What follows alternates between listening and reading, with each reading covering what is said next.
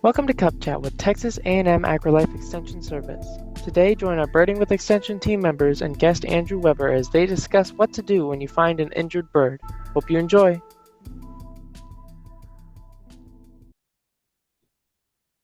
Okay, everybody, it looks like we are live this morning. So I want to thank y'all for joining us this morning with Texas A&M AgriLife Extension. And this morning, I'm very excited this morning. So we have Andrew Weber, who is the Volunteer and Education Manager for Wildlife Rescue and Rehabilitation. And so first off, thank you so much for joining us this morning, Andrew. I know it's a little early this morning. Well, thank you for having me. No, this is the normal time with baby season starting right now. This is definitely the start, a good time to be up. Yes, yeah, because with babies, there really is truly no sleep. So, Yeah. okay, so Andrew's going to help us this morning about what we need to do if we find a bird of any kind of baby bird. We're mainly going to focus on baby birds this morning because spring is just, Andrew and I were talking before we got on that spring is it feels like it's literally just around the corner, because I don't know about y'all around the state, but down here in South Texas, it's hit 80 degrees yesterday. It's supposed to be between 80 degrees the next couple days and like the high 70s. So, but then again, it's Texas, so here in 2 weeks it may drop back down to freezing. I don't know, but hey, it's Texas. We can't control the weather. We just live in it. But okay, so we'll get started. So Andrew, so first off, tell us a little bit about wildlife rescue and rehabilitation and kind of what y'all do there and why you're qualified to teach us about what to do if we found a bird this morning. Of course, yeah. So we were started in 1977 by Lynn Cuney down in San Antonio, Texas.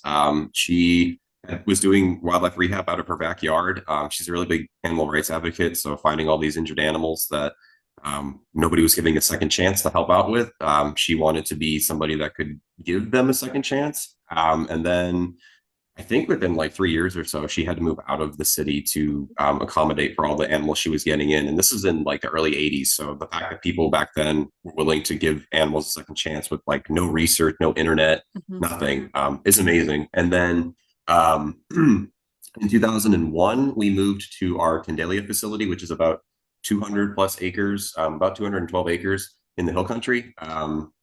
That has kind of grown over the last 20 years from different donors giving us different parcels of land and whatnot.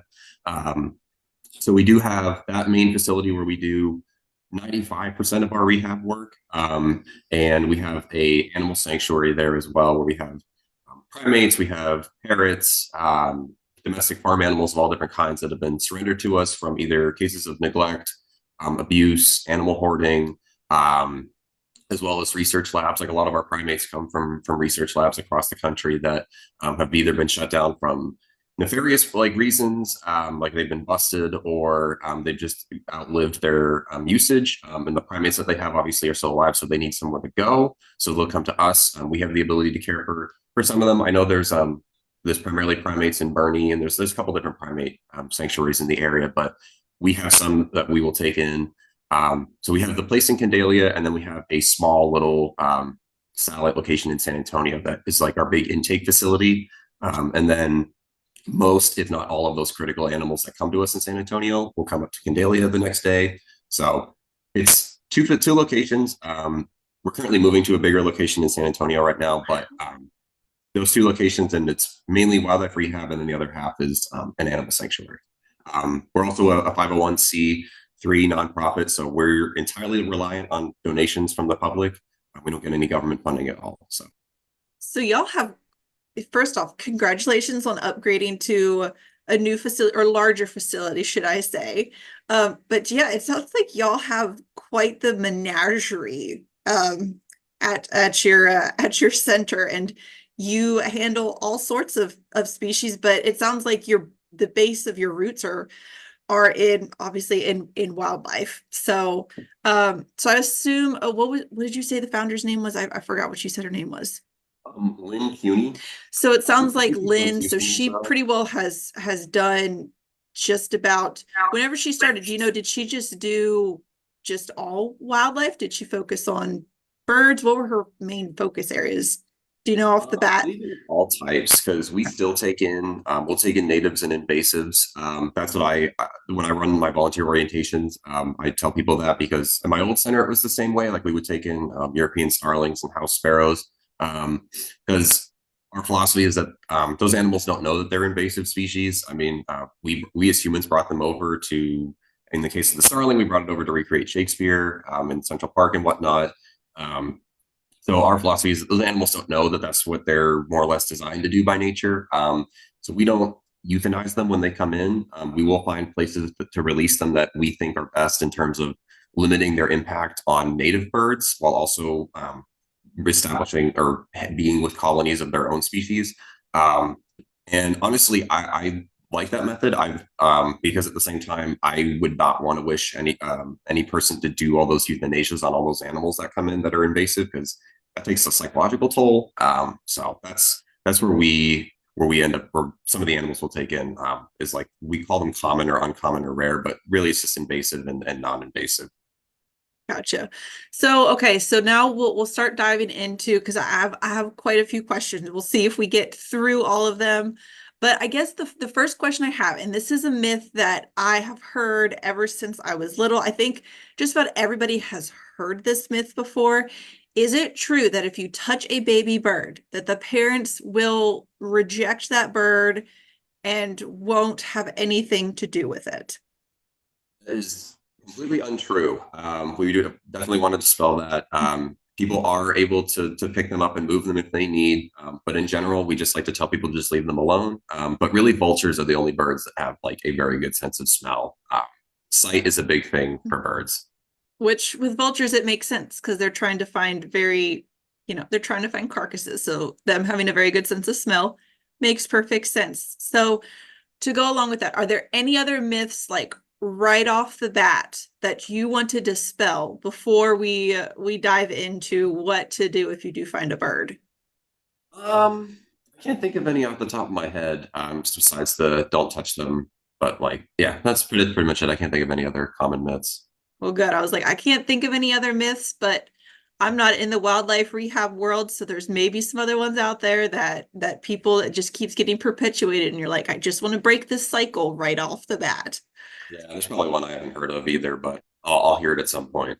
Yeah, there's in this world, you will always find something new that you hear, and you're like, well, never heard that one before. But hey, okay.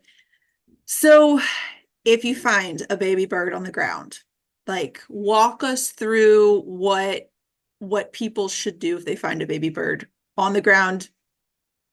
They just find it. They just got there, just arrived, baby bird on the ground. What steps do they need to take? Okay. So my first thing I would have people do is look over the baby bird. Like feel free to pick it up off the ground. You can look for our big three are any severe bruising, severe bleeding, or broken bones.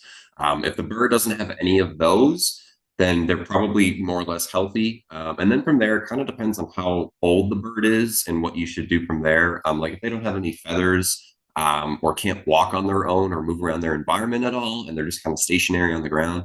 Then we want to look for a nest and try to re-nest them. Obviously, it can depend on the species, how high up the nest is going to be, or where it will be in terms of like if it's going to be on the side of the house, it'll be in a bush or in a tree. So that can take a little bit of trial and error in terms of figuring out where the nest is. But if they're a fledgling, and this is the big like poster child of don't take me, I don't need help or anything. If they're a fledgling, like if they're feathered, if they look more or less like the adult they're going to become, and they can move around their environment just fine. They don't have any of those three criteria that we talked about that I mentioned at the start. They can more or less be left alone as long as you can see a parent feeding them. I know out in the wild it can be a little tricky, especially if you're out on a hike. The last thing you want to do is just stay with this baby bird. And the other thing too is if you stay with them, mom and dad aren't going to come back. So if you're out and about and you see this fledgling jumping around, I probably wouldn't be too concerned. Mom and dad are probably around somewhere. And then if people are walking their dogs on a trail, they should have them leashed, if anything. So in theory, you don't have to worry about that. But really, if they're naked, if they're cold to the touch too, and if they have any severe bleeding, broken bones, or bruising, then I would definitely try to get in contact with a rehabber and somebody that can take care of them and has the license to do so. Gotcha. So if you are, you go to handle these baby birds, are there any precautions that like we as humans need to take to handle these baby birds? I mean, obviously there are potential for disease transmission or us, them giving us something or us giving them something. I mean, it's wildlife. There's always that risk. So are there any like precautions up front or even just, yeah, to protect the baby bird from something that we could give it or do to it? There's not much in the way that we could give to like dangerous bacteria or viruses that we could give to them through contact. I've heard stories that like our oils from our skin can mess with them. But I mean, unless like you've dipped your hands in a vat of oil or something, it shouldn't be bad. What I always tell my volunteers is whenever we're handling animals, if we're either rescuing them out in the wild or if we're working with them in the hospital, is we always wear latex gloves. Mhm. So obviously, if you're out on a hike, it's kind of hard to have gloves on you, but Right. um, latex gloves isn't a bad thing. But if you don't have those, either way, we just recommend like not picking the bird up by their wing or by their leg, mainly supporting their whole body, especially if they're those naked, very young babies, because Mhm. they don't have the ability to thermoregulate and they're not going to move around as much. So supporting their whole body with your hand is the important thing. Other than that, I probably just would recommend just not like prodding inside their mouth as much. I mean, unless there's bleeding coming out of their mouth, there's no reason to really look in their mouth. Because sometimes too, some birds, if you find them on the ground, it could just be that they either work their way out of the nest and there's something wrong with them, or mom or dad kick them out of the nest because mom and dad can tell that there's something wrong with them and the bird is going to pass in a couple days or hours. It's really just like it's this whole other level that we don't understand as humans, but Right. um, they could carry diseases. There's a couple different parasites that birds can carry. They can't transfer to humans, but if you're not going to wash your hands afterwards, that's a big thing to watch out for. So if you're going to pick up a bird, either way, I would just recommend just washing your hands or using hand sanitizer, whatever you have available. But there's nothing really that we need to worry about. Avian influenza is a big one, but I have not heard of any babies that would survive pretty quick because avian influenza can kill within, I think, 72 hours for most bird species. Um, and it's a lot of the signs for those are just, I believe it's a lot of like loss of muscle control. And they're just they really don't understand that what's going on around them. They're kind of in their own little world. So if you find something like that, I would definitely call Parks and Wildlife or a game warden or something and just take photos too. Another thing that we like is when people call us if they have photos. That's another Oh. amazing thing because that really helps give us a visual without having to send somebody out there. Right. And you can tell a lot from photos sometimes. Mhm. So yeah, if there's ever a severe case like that, take a photo. But for the most part, there's nothing that we need to worry about in terms of transmission.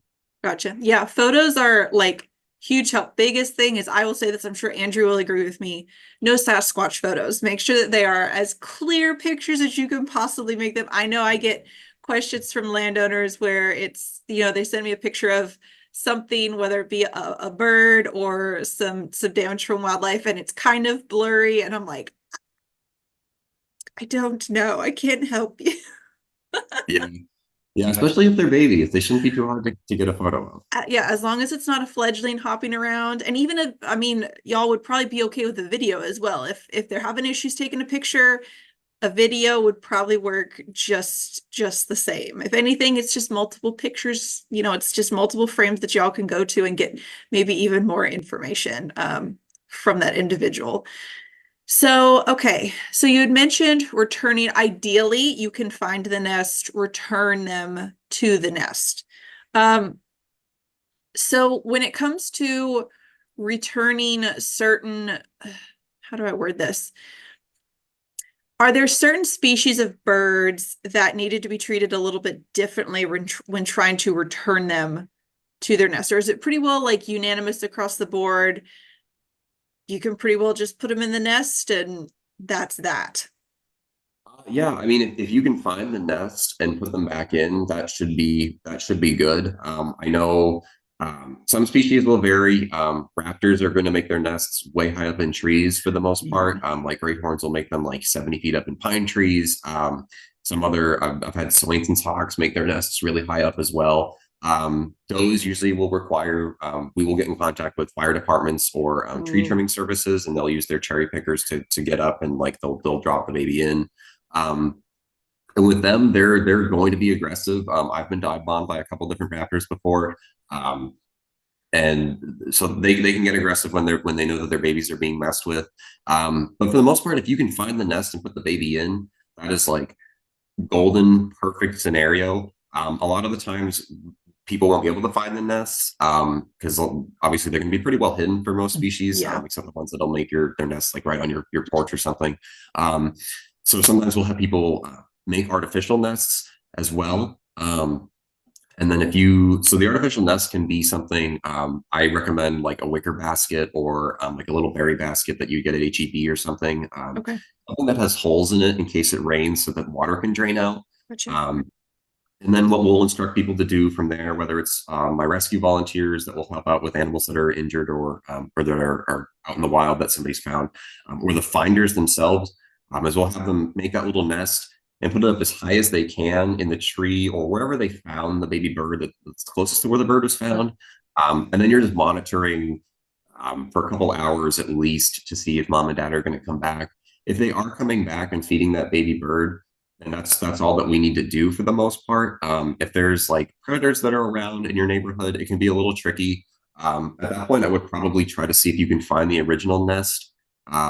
Usually what we'll have people do is if mom and dad aren't coming back and it's been like 5 hours or so, we'll have them take the bird in at night and then just don't feed them in particular, just let them sit. Don't give them any water either. Just put them in a box with air holes in a warm, dark, and quiet spot are the other big three that we like for babies. And then just try again the next day for a few hours. Generally, the rule is like about 24 hours or so that will give these potential orphans the chance to be reunited with mom and dad. And then if the parents don't come back at that point, then we recommend that people bring them to us or their nearest rehabber. Gotcha. So you had mentioned making a makeshift nest, and pretty well at the end of the day, it could be just about anything. Biggest thing is making sure that if it does rain, that the water's not going to sit and you're not going to have a unfortunately drowned little baby bird in the morning or a couple hours later. So how often should somebody check a makeshift nest? Because obviously you check it too often, you know, when you're about to go check it, the parents may be coming in, but you also don't want to just leave them for, you know, long periods of time. So do y'all have like a sort of like a sweet spot of how often people should check them? I would probably say like maybe every 30 minutes to an hour. Obviously there's a lot of factors that go into that because you're going to have some people that'll say, well, I have feral cats that run around in my neighborhood, or I have raccoons that are pretty active during all times of the day. If that's the case, then I would definitely like be pretty vigilant with your watching. If you can watch from a distance, like if you can watch it out of your living room or some kind of window, just something that gives a barrier between you and the bird, even better, because they're not going to come around if you are constantly going up to the nest and peering in if the baby's still there. Depending on how far away you are too, they might not even come out as well. It all depends on the birds themselves. I wish I could say it depends on species to species, but it really is the individuals themselves. Right. So yeah, maybe 30 minutes to an hour thereabouts. But like if there's, like I said, if there's potential predators in the area, it can vary. We might have y'all check it a little bit earlier. We might also just have them just bring them into us if the predator risk is that high and there hasn't been any activity. So at least 30 minutes to an hour. Gotcha. Okay. So you had mentioned about bringing those baby birds in. So, and you had kind of mentioned if after 24 hours, you haven't seen any parents, or the person hasn't seen any parents coming in, to bring them to a wildlife rehabber. What are some other circumstances that it's time, or they need to either immediately or, you know, at some point that they need to make the decision that, yes, this is time for me to bring this baby bird in. Either it's not doing well, or, you know, whatever other scenario, they may need to just bring it in. Yeah. So, the bird, Mom and dad have them come back in 24 hours. And then if there's any of those, like I said earlier, the severe bleeding, the severe bruising, any broken bones, if they're covered in fire ants too, that was another one that was new to me Ooh. when I moved down here, was that fire Mhm. ants are a big problem. So if they're covered in fire ants, or have a lot of fire ant bites, and then if they're cold, any of those 5 or so criteria, I would just say don't even bother trying to find the nest. The cold and the fire ants, especially, like just get them into us as quick as you can. If you can give them a heat source, like just cup them in your hand or however you can to keep them warm, the better.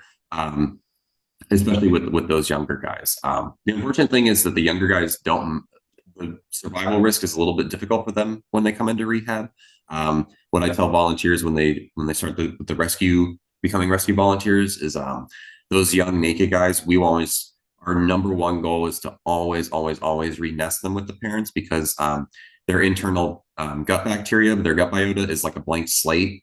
And when mom and dad come to feed them and regurgitate all that food into their mouths, they're getting all that bacteria from the parents. And we can't do that at a rehab center. Everything is super Yeah, sterile and has to be. right. So that's what I'll always tell finders is if you can find the nest for that naked hatchling nestling baby, please try to renest them. Otherwise, we will take them in, and we do try to every endeavor to give them the best chance. It is just more difficult for those younger guys to come. Gotcha. So, so, and I just thought about this, and I don't know if you would know the answer to it. Is so a lot. I mean, obviously, these birds are normally born during the summer. Here down in Texas, it gets pretty hot. So obviously they could get cold, but are there risks of them overheating, especially if they've been, they fall out of the nest and they've been sitting in the sun? What would be some signs, maybe, and maybe you know this, maybe you don't. Are there some signs that the people could look for that they are in heat distress from sitting out in the sun? Yeah. So there's a couple different ways. The biggest sign of stress, in my opinion, for birds, is open mouth breathing. Whether it's an adult or a baby, if they are just continuously have their mouth open and you can see like the muscles in their throat moving a lot, and they're just their mouth is open the entire time and they're not begging for food, that is probably the biggest indicator that they should be seen by a wildlife rehabber. Other signs of dehydration in birds can include like dry skin, and then also if the inside of their mouth is really white as opposed to being red or pink, Okay. that's another indicator of dehydration. If their skin, yeah, like I said, with the dry skin, if it's like flaky and whatnot. But as for myself, I haven't really seen any severe signs of heat stress when I got to WR at the end of August, but did not see much heat stress in some of the animals that came in. So I would definitely want to pay attention to that in the coming months. But yeah, just dehydration at that point would be the biggest thing I would look out for. And if they do see a bird and they are showing these signs of dehydration, still, even though they're dehydrated, do not give them any water, correct? Yeah. Take them to a rehabber, let the rehabber do their job. Yeah, I know that's the one thing that people always say is like, I don't understand how you can do that. How can you not feed them or give them any water? Especially when you hold them for overnight or something like that. Mhm. Our thing is that we want them to come in as clean of the slate as possible. What we have at our wildlife rehab center is we have whether it's like different electrolyte solutions, we have IV fluids that we can give to these animals that it's not invasive. Like we're not opening up their mouths and shoving a tube down their throat to give them water. We'll give it subcutaneously or through IV. We have all the medical knowledge as well. Like we have 2 veterinarians that work on staff that have years of knowledge about different species of bird, different species of different animals, whether they be mammals or reptiles.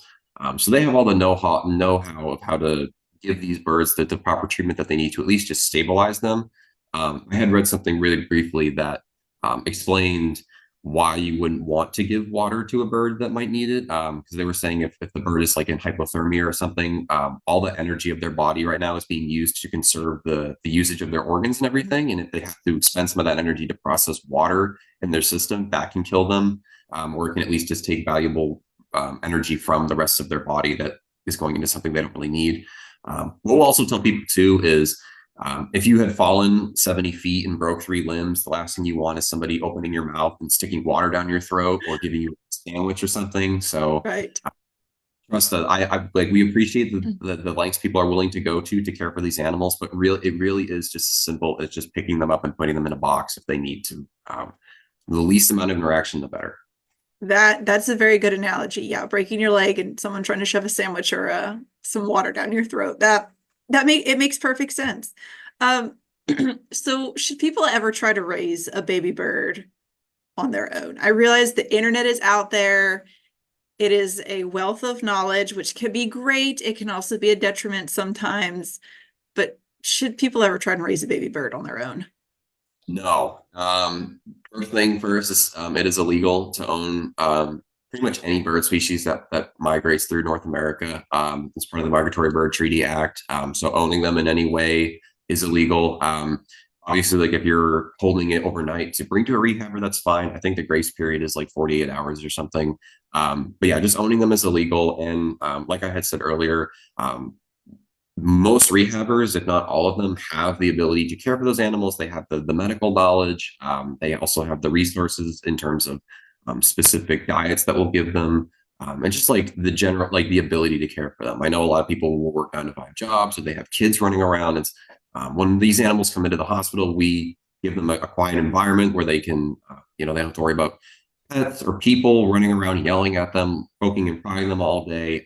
When we're doing our work, what I tell the volunteers too is we plan to when we're working with these animals, we always plan for the minimal amount of handling as possible, especially when a lot of these animals are just needing food throughout the day. They don't have any broken limbs or anything. So it's really just taking them out, feeding them, cleaning their enclosure, and then putting them back in.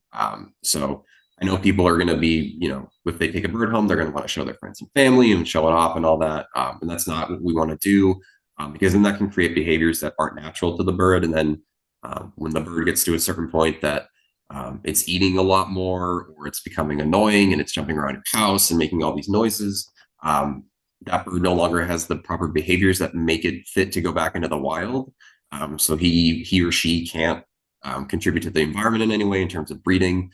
And then also, I know it's just going to be a problem that people are just not going to want to deal with them. And then they're just going to say, I got this far, here, you guys take it. And then, Yep. We end up getting these birds that have been handled for multiple months, if not a year. And so then the process of getting them getting them not habituated or dehabituated to Dehabitu is humans. that it? I was gonna say, is that even a word? It's a word today. It's a word this Yeah. morning. Dehabituated. So yeah, that process is incredibly difficult. With some species like ravens and crows and corvids and whatnot, it is super hard because they're very intelligent. So just don't own any birds. Like I said, just get them in a box and get them to a rehabber. That's all we want. Nothing crazy. Gotcha. Okay. So I know we're running close to the end of our time. We didn't get to talk about adult birds. Maybe we'll have to have you back on in the future. We can talk about adult birds, but I guess my last two questions are, so if we have people that tune in from all across the state of Texas. We do have some people that tune in from out of state, which you probably can't speak too much to people that are out of state. But if somebody is not in the San Antonio area, say Dallas, Fort Worth, or Houston, how can people find a wildlife rehabber near them? Yeah, they can go to Animal Health Now, which is ahnow.org. I found out about this place when I was working at the Little Bird Sanctuary. You just type in, I believe it's like your zip code or whatever the biggest city is to you, and they'll bring up vets, they'll bring up wildlife rehabbers, anybody that works with animals in any capacity. There's a list that comes up. I actually just had two of my volunteers ask if I knew anybody in Dallas that would rehab animals, and I gave them that website, and it worked for them. So ahnow.org. Now. Okay. Like the go-to. Perfect. And also too, you can go to like your Texas Parks and Wildlife. They have a section of just wildlife rehabbers by county. And then depending on what state you're in, I would search like your state fishing game websites or whatever the equivalent is. Gotcha. And then obviously you're a 501c3, so you only run off of donations from the public. So obviously people can donate to y'all, so they can go to your website to donate directly. Is there any other way that people can help y'all out with your organization? Donations, volunteering? Yeah, we can People can donate through our website. You can donate monetarily. You can donate in-kind donations. We'll have people drop off. I had one woman and her kids drop off 8 pounds of peanut butter to us, and a couple of different clothes. We'll use the peanut butter for like raccoons and possums and whatnot for enrichment. So any like foodstuffs that you don't want to give to it or you don't want to have, you can donate those in-kind donations, linens as well. People can also go on our Amazon, shop our Amazon wish list. I don't know if it's directly on our website, but I had one woman that was able to find it. So if anybody has any questions, they can um, shoot some emails to the emails that we have listed on our website as well. There's that. And then right now we're doing our formula drive for baby season coming up. So I think we have an anonymous volunteer donor who is willing to match up to $15,000 for formula donations. So That's a lot of formula. yeah, I think from what I was told yesterday, 30,000 was about the amount that we raised last year. So we have formula for possums, raccoons, skunks, deer. Fawns will take a specific formula, squirrels as well. There's that, and then lastly, volunteering. So like, I would love to have people come out. I host volunteer orientations in at our Candalia facility twice, if not 3 times a month, every other Saturday from 10 a.m. to noon. Info, if ever anybody wants, is on our website, wildlife-rescue.org/volunteer. And then any info that they want is on there. So yeah, those are different ways that y'all can support us. And I'll make sure to put y'all's information in our comment section whenever we wrap up here. You probably don't know the answer to this, but you said 8 pounds of peanut butter. How fast will y'all go through 8 pounds of peanut butter? I don't. So I think it was 2 4-pound jars. And I think we had a little bit of a 4-pound jar left when I was restocking. So it's definitely going to start ramping up soon when we get the babies and the juveniles and the adults all coming in, and we'll start going through it probably pretty quickly. Gotcha. Yeah, that's a lot. That's a lot of peanut butter. That's a lot of peanut butter. But okay, Andrew, well, I greatly appreciate you coming on this morning. I hope everyone enjoyed this. I hope everyone had as much fun as I did this morning. Next week, we're going to be talking about how people run those bird cams. So if y'all are familiar with Cornell Lab of Ornithology's game camera or bird cams that they have, not going to talk to anyone directly from Cornell, but we're going to talk to somebody else that helps to run an eagle cam from my neck of the woods, from Pennsylvania. So y'all tune in next week. Birding the Border registration is open. Otherwise, I hope y'all have an absolutely fantastic day. And thank y'all once again for tuning in to Cup Chat this morning. Bye, everybody. Bye, everyone.